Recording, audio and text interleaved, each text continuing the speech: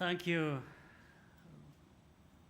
very much, Chisi Masiwa, Chair of the African Philanthropy Forum,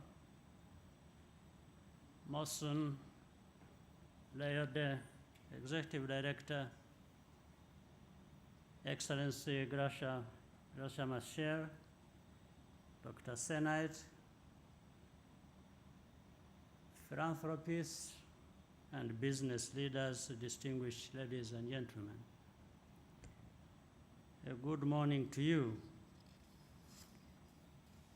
First, let me start by thanking you for your birthday gift.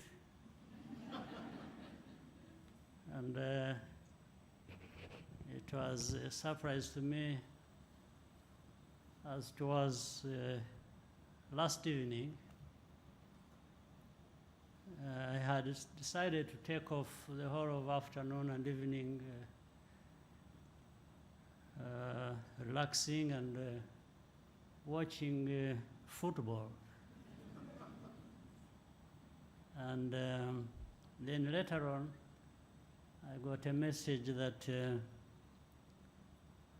are people who want to see me because they have urgent matters to raise with me. And so I was taken to somebody's house. I knew this now was one of those things I'm getting used to dealing with. Getting to listen to people's problems and concerns and so on. So I went, and when you were there, I found people had prepared a birthday dinner for me.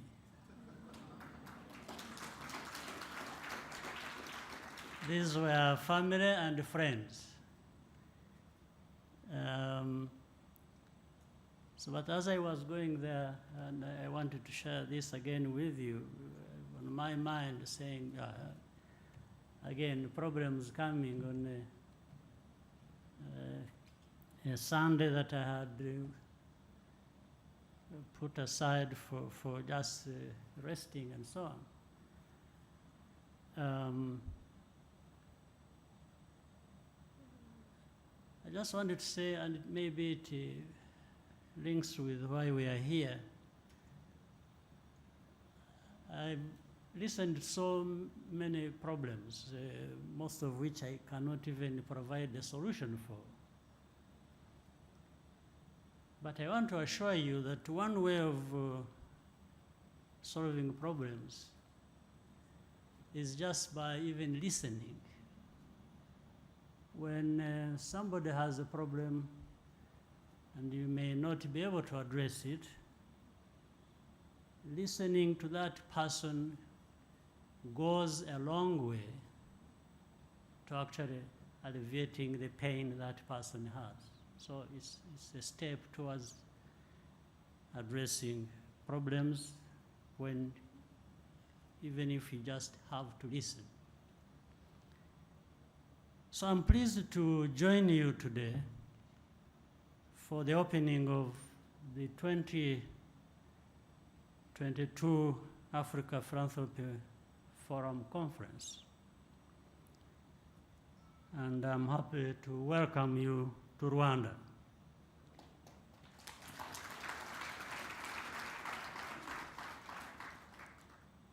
First, let me commend Tsitsi Masiwa and the entire Africa Philanthropy Forum leadership and team. Over the years, you have succeeded in building a platform that brings together philanthropists from all walks of life to collaborate and develop homegrown solutions for our continent. I therefore have no doubt that this is only the beginning of a very bright future. In recent decades, significant progress has been made to close the gender gap. Still, women and girls remain vulnerable. Even for all the rankings that were referred to about Rwanda, indeed, there is a lot more to do than we have actually done. And I wish to express my full support for the Africa Gender Initiative. This is an innovative way to bring together philanthropic actors to pool resources and make an impact on gender inequalities. Discrimination against women and girls is fueled by distorted mindsets that perceive women as inferior to men.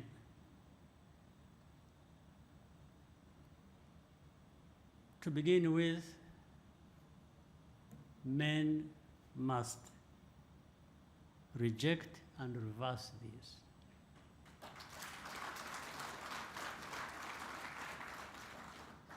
Now, even women, we must refuse that. We must say they are not inferior. Yet, African women hold important leadership positions, and they are active agents of change. There is no need to reinvent the wheel. And every day, just in our own settings here in Rwanda,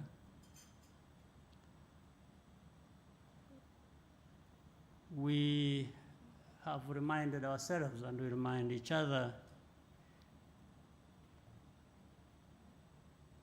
and every day we tell our women, our girls, that they should build on the opportunities that are available in our system. Putting some provisions in the system is not enough alone. We have many women, in fact, they outnumber men in parliament. We have gender parity in the cabinet. We have, by all kinds of mechanisms, tried to raise women standing and positions in the places of responsibility. But that's not enough.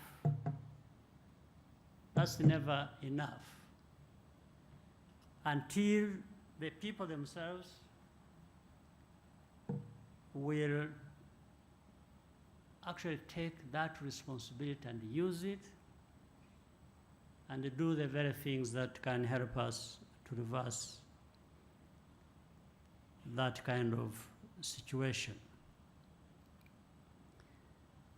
I therefore encourage all of us to build on this strong foundation, whether here or elsewhere, as there are many trying to carry out these kinds of efforts, and create more just and inclusive societies.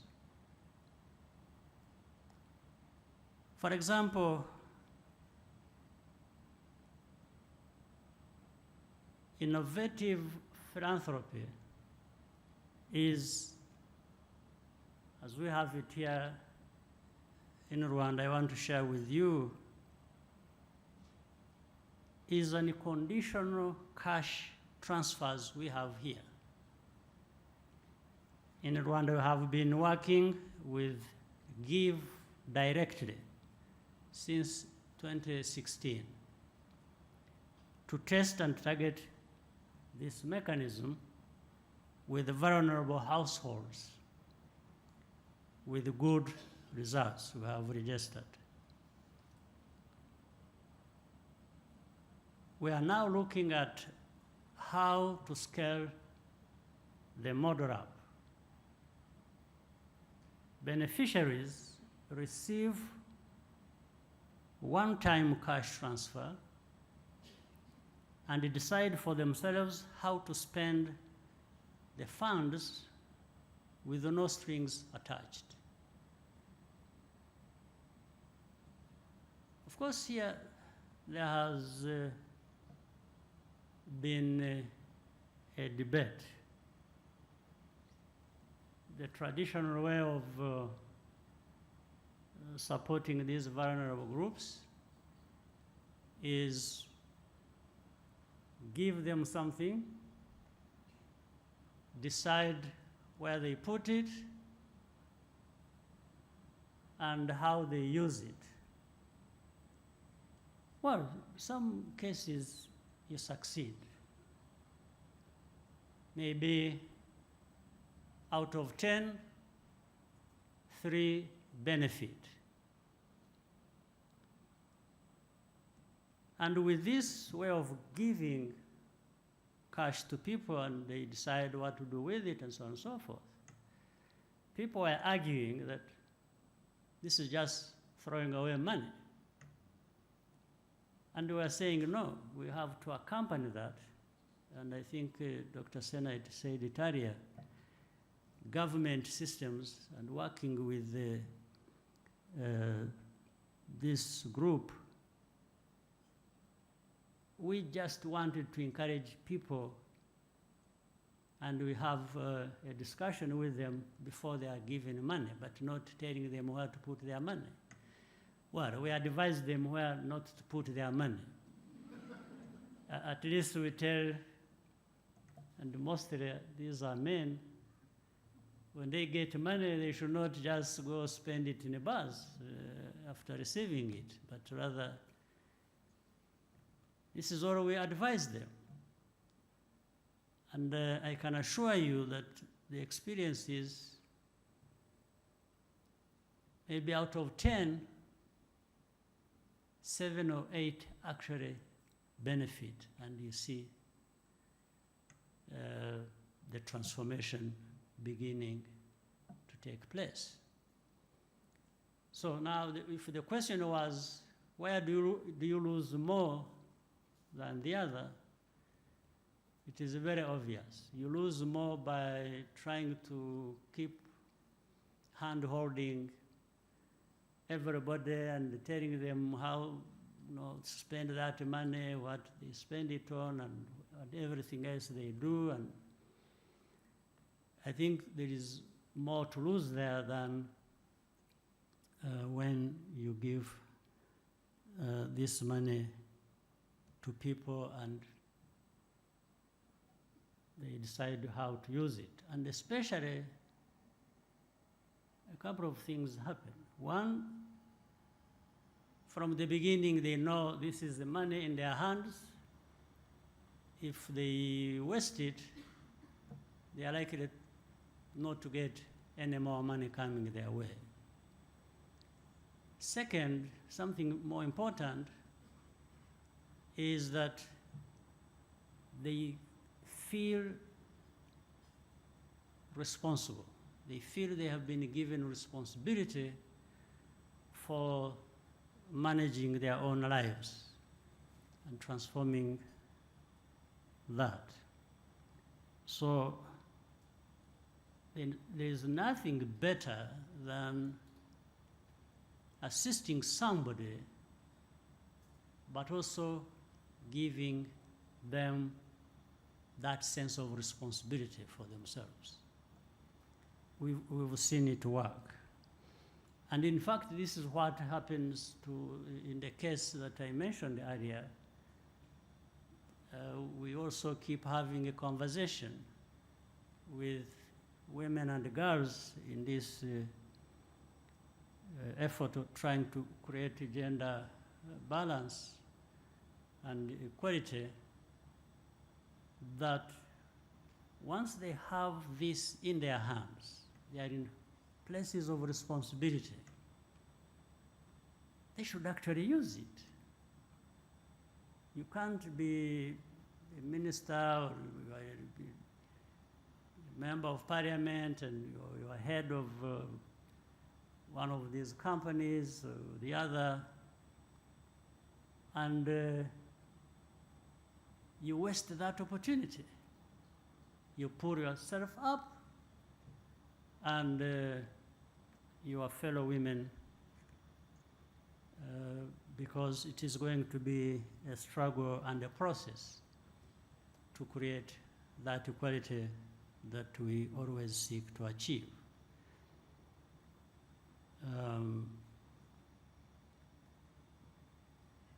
So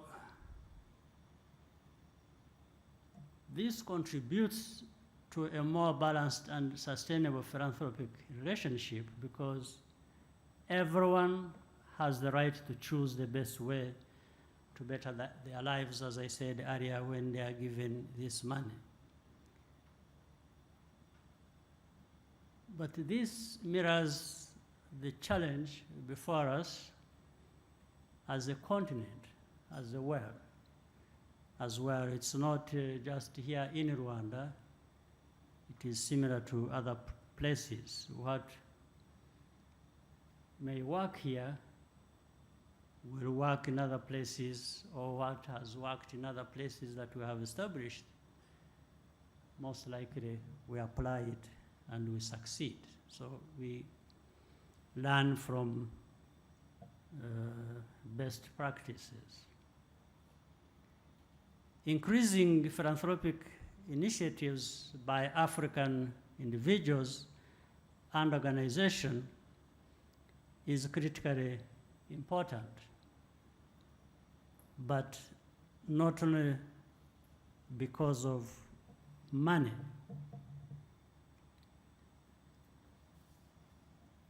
It is about having the dignity as Africans to choose for ourselves the future we want and work diligently towards it together.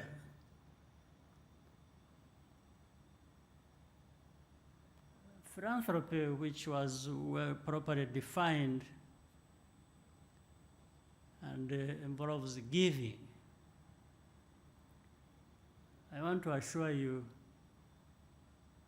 giving actually also means receiving, especially with good results of what you have given toward. If you've given people what you think will change, will help transform their lives, and you see it succeed, and you see it changing lives,